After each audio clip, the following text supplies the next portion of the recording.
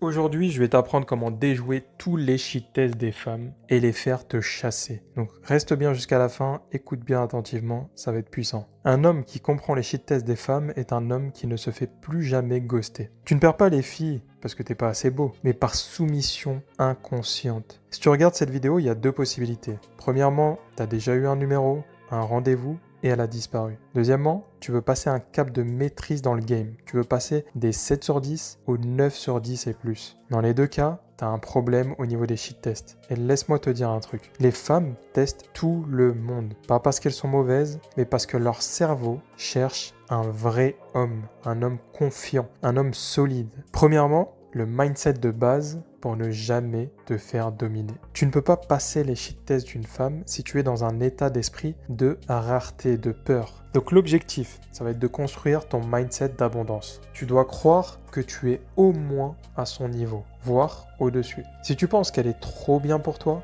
t'as déjà perdu. Le seul moyen d'être solide émotionnellement, c'est d'avoir un corps solide, un objectif de vie clair, des options féminines, une estime de soi intransigeante. C'est cette base qui te permet de dire « Tu veux pas ? Aucun souci. Next. Je passe à la prochaine. » Ensuite, les premiers cheat tests arrivent avant même le premier rendez-vous. Donc toi, tu lui dis « Tu veux sortir samedi ?» Elle te dit « On verra. » C'est un test de priorité plus un test de rareté. La règle d'or, quand une fille te dit « On verra », ça veut dire que tu n'es pas une priorité. Ok ? Donc si tu n'es pas une priorité, tu te retires. Tu ne dois pas supplier. Tu ne dois pas relancer trop vite. Tu ne dois pas lui courir après. Tu dois te retirer pendant minimum 2-3 semaines. Continuer à dater d'autres filles et avancer sur ta mission de vie. Quand tu reviendras, son intérêt aura augmenté parce que tu auras montré que tu as une vie. Ensuite, soldat, le rendez-vous commence. Les cheat tests vont monter d'un cran. Test numéro 1, elle veut changer l'heure. Elle va te dire, tu veux qu'on fasse 20h au lieu de 19h? La mauvaise réponse, c'est quoi? C'est OK, pas de souci. Si toi tu dis OK, pas de souci, ça marche pas. Bonne réponse? Désolé, j'ai autre chose après. Si 19h ça te va pas, on remet ça une autre fois. Le message inconscient que tu envoies, c'est je suis un homme occupé, je ne t'attends pas. Test numéro 2, elle arrive en retard. Elle arrive 15 minutes en retard, tu souris comme un golden retriever, t'as perdu. Tu dois dire quelque chose. Tu dois dire je n'aime pas attendre. Le premier verre est pour toi, c'est toi qui payes la première tournée. Tu peux aussi dire trop de retard, tu l'envies, avec un petit sourire en coin. Laisse-la ressentir que tu n'es pas comme les autres. Les autres se taisent, pas toi. Le test du mec sans colonne vertébrale. À un moment, elle dira ou fera un truc juste pour voir si tu vas te plier. Exemple. Elle va dire que le film est génial. Et toi tu dis que t'as changé d'avis. T'as perdu. Elle veut que tu portes son sac. Perdu. Elle critique tes chaussures et tu te défends comme un gamin. Perdu. Rappel, un homme affirme son goût, même si elle n'est pas d'accord. Ce que tu dois faire, rester ancré.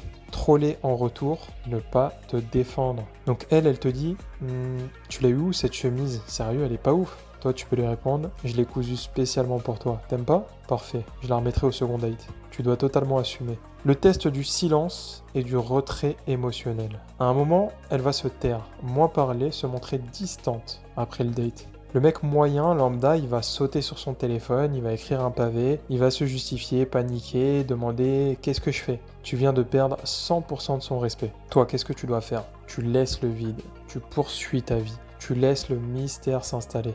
Le piège du bisou au premier rendez-vous. Tu veux l'embrasser? C'est pas un bon move. Pourquoi? Parce que tu transformes ton test en son test. Tu lui donnes le pouvoir de décider si elle veut de toi. Toi, tu ne fais rien. Tu la raccompagnes, tu la serres dans tes bras, tu la laisses se demander pourquoi tu ne l'as pas embrassée. Résultat, elle t'écrit souvent en premier, elle veut valider si elle t'a plu. Tu la laisses mariner dans le doute et tu réponds avec un simple « repose-toi bien, on se parle plus tard ». La phase finale, patience et domination mentale. Tu as tout bien fait et pourtant, elle se retire. Moins de messages, elle est plus froide. C'est un test de ta constance émotionnelle. La règle, tu ne bouges pas, tu continues à vivre. Tu relances calmement dans 2-3 semaines. Tu veux un résultat rapide? Va sur Tinder.